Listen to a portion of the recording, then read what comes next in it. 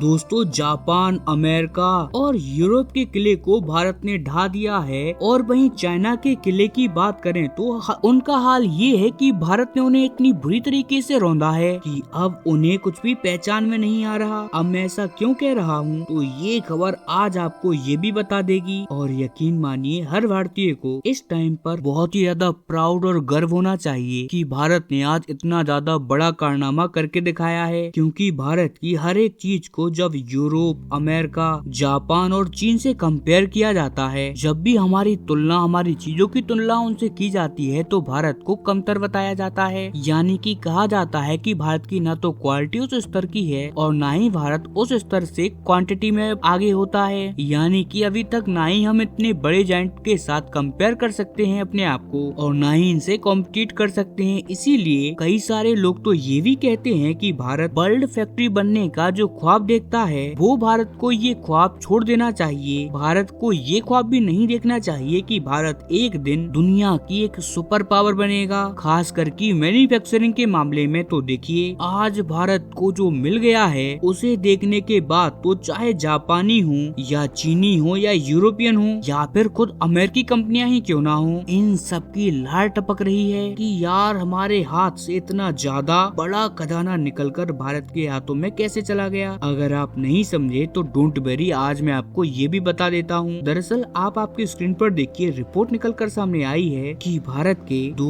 बड़ी vehicle manufacturing giants यानी कि टाटा और महिंद्रा इन्हें एक बहुत ही ज्यादा बड़ा ऑर्डर मिल चुका है। जी हाँ दोस्तों, और अगर हमारे पूरे इतिहास को देखें खास करके व्हीकल्स के मामले में तो इनसे ज्यादा बड़ा एक्सपोर्ट आज तक भारत को नहीं मिला। और ये ऑर्डर कितना बड़ा है तो दरअसल महिंद्रा को मिला है 35,000 व्हीकल एक साथ एक्सपोर्ट करने का ऑर्डर और वहीं टाटा को मिला है वो महिंद्रा के ऑर्डर से करीबन दुगने से भी ज्यादा है। जी हाँ दोस्तों, 70,000 कारों का ऑर्डर। लेकिन सबसे बड़ी बात कि महिंद्रा को जो ऑर्डर मिला है वो है 35,000 स्कॉर्पियो कारों का ऑर्डर। जो पुराने मॉडल स्कॉर्पियो के आते थे उसी के अंदर स्कॉर्पियो एक और मॉडल बेचती है पीछे डंपर लगाकर, उसका ऑर्डर मिला है। और वहीं टाटा को मिला है LCVs का ऑर्डर यानी कि लाइट कैरियर व्हीकल्स का। यानी कि अगर आपको समझ में नहीं आया तो इन 70,000 में कारों के अंदर टाटा को अपनी कुछ योद्धा मॉडल की कारें बेचनी है जिनमें पीछे ट्रंक लगा होता है, आपने देखा ही होगा।